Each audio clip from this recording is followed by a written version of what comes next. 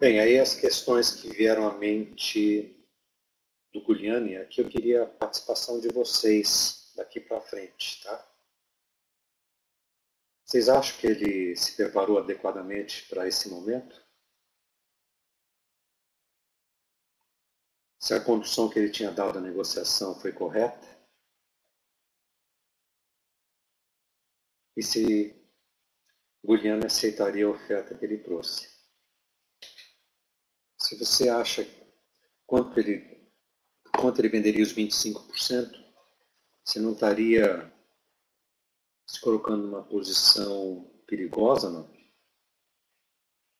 Ele poderia vir com uma oferta muito alta e, normalmente, quando a pessoa apresenta uma oferta, seja numa negociação qualquer, se for muito alto, fica difícil depois baixá-la, principalmente se o teu preço mínimo é bem abaixo daquilo. Maria Clara, talvez você tivesse colocado no papel as inseguranças, porque você viu que ele foi pensar nas inseguranças principais dele quando ele já estava na Itália.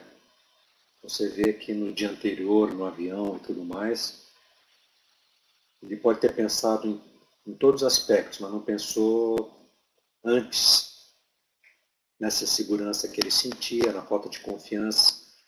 Você vê que ele já partiu meio derrotado, né? Concordo, Maria. Ele já tinha que ter partido do Brasil numa posição segura e sabendo, ou tendo se convencido de que a proposição dele era justa. Então ele deveria ter se preparado para poder argumentar.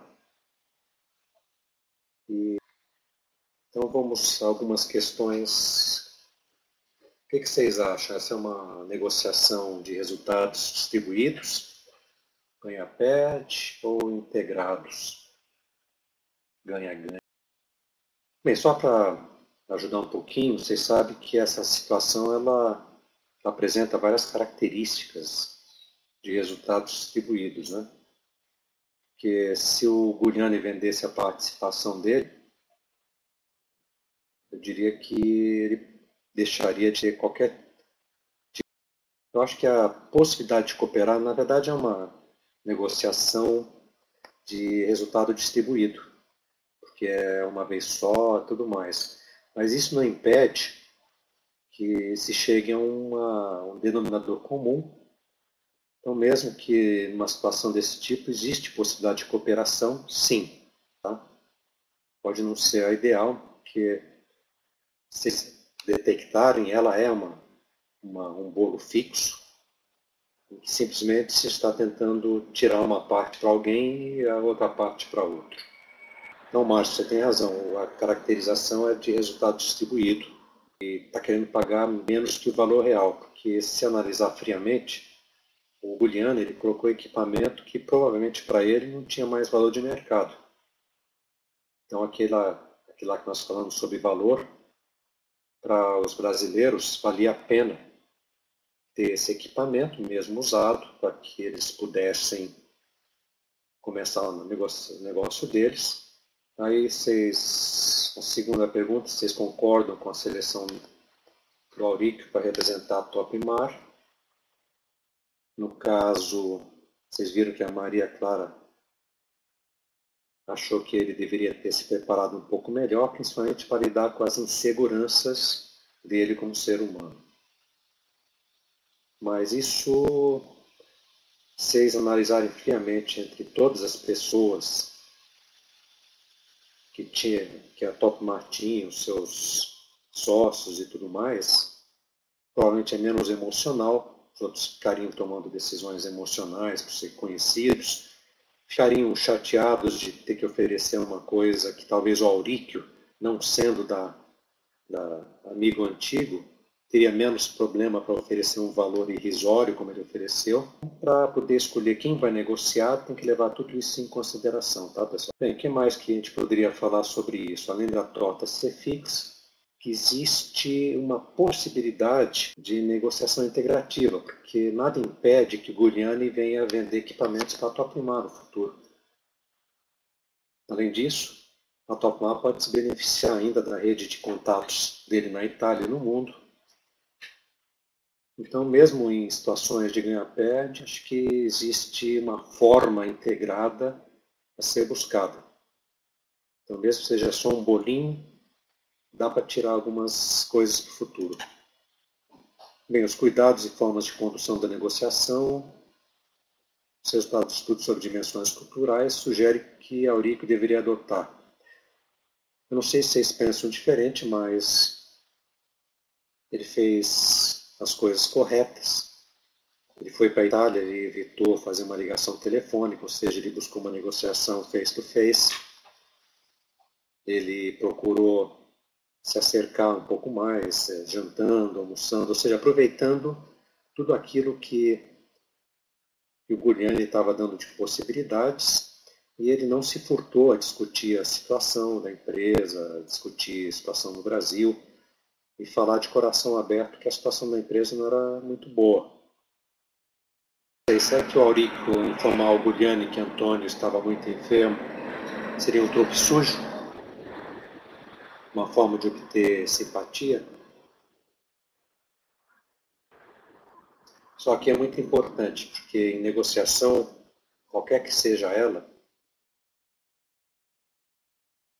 saber o mana, o próprio, e saber qual a eventual mana de Guglielmi, do seu interlocutor, do seu fornecedor, do seu cliente, é fundamental. Então, qual seria a opção do Guglielmi se ele não aceitasse vender a sua participação? Eu estaria preocupado com isso? Até que ponto ele se envolvia com a empresa? O que estava rendendo para ele hoje a empresa? Isso, manter o Guglielmi na sociedade seria a alternativa dele, porque não tem outra, né? Mas certamente que nem sempre a melhor opção é uma opção boa, mas certamente é a melhor opção, porque se tiver que dar 1 milhão, eu prefiro mantê-lo e ir convivendo, tentar de outra maneira amaciá-lo um pouco para que ele seja mais flexível quando é necessário. Nos aspectos principalmente que envolvem CPFs, assinatura de contratos sociais e coisas assim. Coragem, pessoal. Qual é a melhor alternativa para o Guglielmi